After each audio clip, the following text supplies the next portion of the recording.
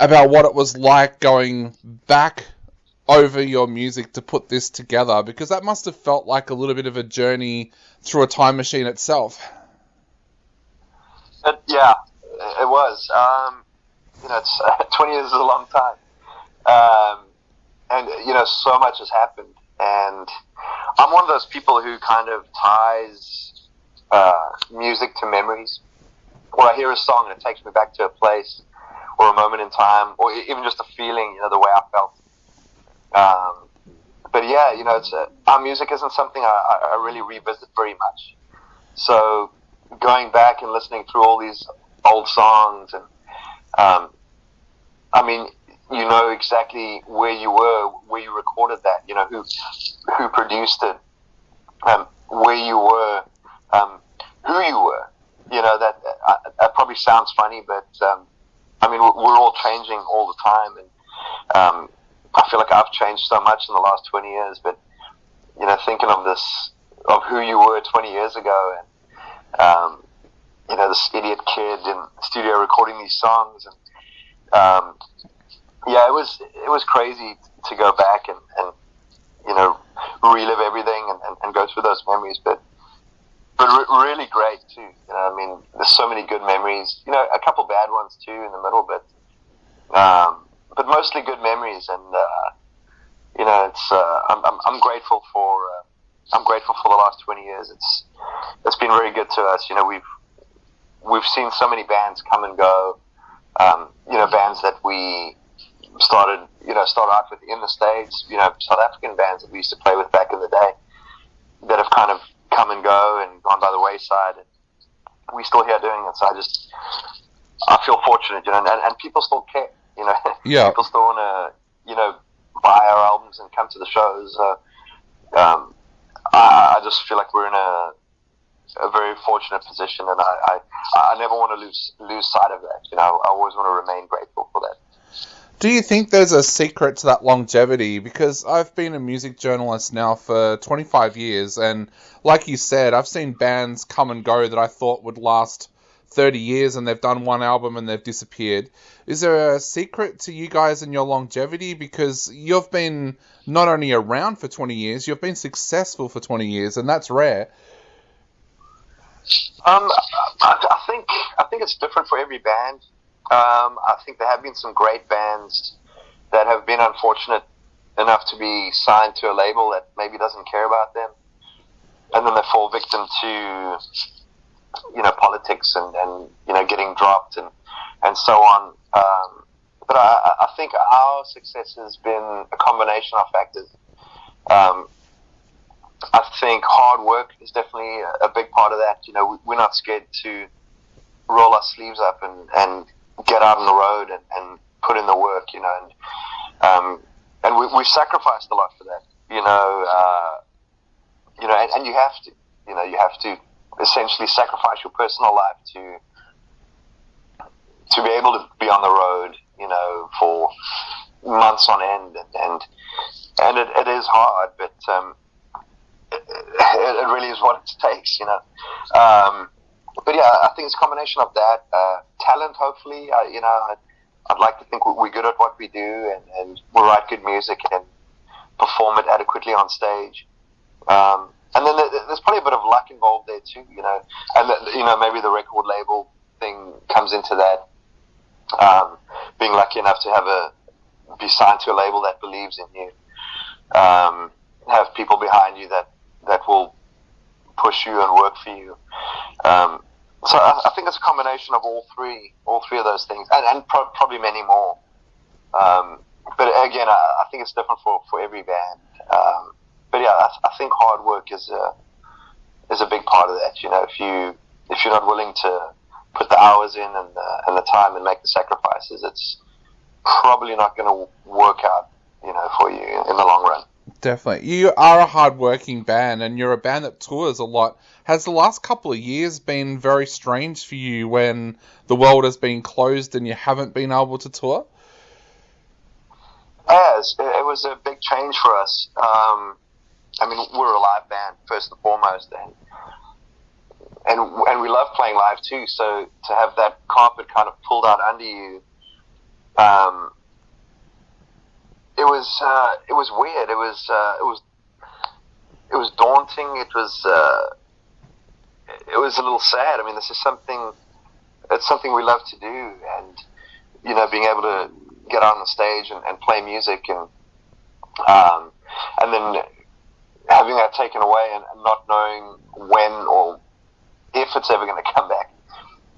It kind of sucked, man. And as nice as it was to have so much time off, I got married right before the COVID thing, so I got to spend all this time home with my wife, and we really got to spend a lot of quality time together. And we have our first child on the way now as well, so that's incredibly exciting for me. Congratulations. Thank you very much. Thank you. So I think, in a weird way, I'm so happy that things are starting to open up now, but I almost feel like through this COVID time, we've kind of learned that, wow, there is a lot of merit to being home as well. Yeah. Especially now, with a kid on the way. I think we're starting to rethink maybe the way we do tour. Instead of doing hundreds of shows in the year and just being on the road, constantly. I think that now we're a little older and we have kids and families. I think we're definitely going to start looking at touring a little bit more wisely than touring hard. What do they say? Yep. Work smart, not hard. Yep. Yep. I think. So I think, and also we're older now, so it's a little harder to keep such an intense schedule like we have in the past. So I think, for the sake of our longevity as a band and as people and for our family's sake, I think if we've learned anything from this COVID thing is that, if we just make better decisions about how we're going to tour, it'll be easier on our personal lives as well as, stress touring wise and all that. So, I think this whole COVID thing's been kind of a learning, and I'm sure it has for a lot of people, but definitely for us, in terms of band life, touring, and just our personal lives. I think we've learned a lot and made some revelations. So it's good. There's been a silver lining to this whole COVID disaster. Definitely, yeah. Yeah, and you've had a chance to recharge the batteries as well. Like, that must have felt good to be able to take some time out and relax as well. It was, and we've never had this much time off ever. Since we started playing as teenagers, basically, and it was very nice to be home. And I spent more time fishing in the last year and a half than probably any time before that, and it's one of those passions of mine that I've neglected in past years because I just haven't had time to get out and fish. And then when you do have a break at home, you're so tired, and I really had a lot of time to get out on the water and fish, and that's really what got me through the COVID was whiskey and fishing. Is what I did during the lockdown. And it was as awesome as it sounds. Yeah. I actually had a great time. Like, it was good. My wife and I, we ate so much fresh fish, and I spent a lot of time out on the water, and that's a great place to be, and a great way to kill some time. So awesome. So, yeah. Maybe I'm just an optimist, but I actually kind of had a good time. Yeah. Well, now you're about to do this amazing show where you're playing all these tracks live. Yeah. How does that feel, being able to get back out there and do shows? How excited are you guys about this? I'm so excited. We've actually been touring for a couple months now with our good friends in Three Doors Down. We've known those guys for 20 years, and they're right now doing their 20-year anniversary tour of their first album. We've been going for 20 years, so we've been doing a bunch for them, and then we've been branching off and doing our own shows in between, doing some big festival shows. It's so nice to get out in front of people who are just excited to be there and just happy to be around people again, and just having that fellowship of being around like-minded people and drinking too much beer and catching a buzz and listening to music that's too loud, and going home with ringing ears and a sore neck and ripped jeans and the whole thing, and just people having good times at a festival in the dust, just having a good time, and just a little bit of reckless abandon again after years of just caution and masks and it just, I don't know, I think people are just itching to be out there, and it's I'm so happy these festivals are happening now, and it's so cool to be a part of that. Just see how much fun people are having and how much fun the bands are having on stage, and we're having a ball because it's it was kind of taken away from us for such a long time, so to just get up there and play these shows has been a real treat. We can't tour as freely as we'd like to. There's still travel restrictions in a lot of places. So that's why we decided to do this live stream it's on November 11th. And you can actually go on our website, seether.com, and you can go and vote for which songs you'd like to hear, which songs you'd like for us to play. And there'll be 3 different shows, basically, for 3 different time zones. So you can go and vote for what songs you want to hear in your area, and then those are the ones we'll play. So that's just kind of a way of us to interact with our fans in places like Australia and, where we can't really travel to right now as much as we'd like to. But yeah, we'd still like to, have a tip of the cap to our fans over there, and, hopefully something to hold them off until, I don't know, hopefully next year or maybe the year after that, when we can, once this nonsense is over and we can, travel a bit more freely. We love playing Australia, so I can't wait to come play there again. But until then, hopefully the live stream can hold people off temporarily at least. Definitely. Well, we can't wait for that. We've got another 3 weeks of lockdown here, and then we're finally out as well, so we can't wait. Nice. I know we are running out of time, but I just had 2 quick questions I wanted to ask before I go. Number one, Sure. Do you have a favorite song to play live? Because you guys have got so many amazing tracks. Do you personally have a favorite to play live? It kind of changes. My favorite today might not be my favorite in 6 months, but right now my current favorite is a song called Wasteland.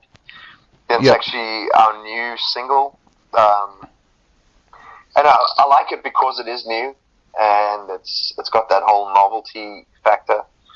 A lot of these songs we've played literally thousands of times since we wrote them, and our set, after we've had a lot of radio singles, and that's basically, you're not forced to play those songs, but those are the songs that people want to hear when they come to your show. So you have to play these songs. So, a lot of these songs you play over and over again, and it doesn't mean I don't love those songs, but it's always nice when you do have a new song that's still kind of fresh. And Wasteland's that song. There's still that fear in the back of your mind. Oh, I might screw this one up because it is new, and I haven't played it 1,000 times, so I could still screw this up. So there is that little bit of there's still a little bit of jitters when that one kicks in, because you're like, oh, I can't mess it up. It's not all just muscle memory. Yeah. So I think that's why I enjoy that one, and I just love the song too, because it is a little bit different to the rest of the album. So, it is. It's a stunning. That's it's a stunning. Currently track. my number. Thank you. And to finish off, you mentioned before that you were a crazy kid when the whole Seether journey kicked off. If anyone had said to you back then that 20 years later you would be bringing out a best of that had so many chart-topping tracks on it, what would you have said to them? I would not have believed them, I don't think. It's so funny because when we started this band, going way back, when we started in South Africa, we were optimistic and we had big dreams, but realistically, there's never really been a South African band to have much success outside of the country, and especially in the States, it's a very hard market to break into. So, starting out, it wasn't a very realistic goal, but, we kind of expected the worst but hoped for the best in a way. But yeah, if you said to me, look, it'll be 20 years down the line, you guys would still be releasing albums, people still cared, they still bought the albums, came to the shows. I don't think I'd have believed it. It would have sounded a little too good to be true, because it is a very, very rare thing that's happened to us, and it goes back to, like I said in the beginning, I never want to lose sight of that, because it's easy to lose sight of that, because it's so easy to think of your job as your job, even if it is a cool job like we have. At the end of the day, it's still like, oh, it's my job, and it's easy for you to focus on the wrong sort of things, or take things for granted. And I feel like it's a mistake to do that, because we have been blessed. No, I'm not a religious person, but if I were, blessed would be the only way to describe it. But yeah, I do try and appreciate that, and not lose sight of that.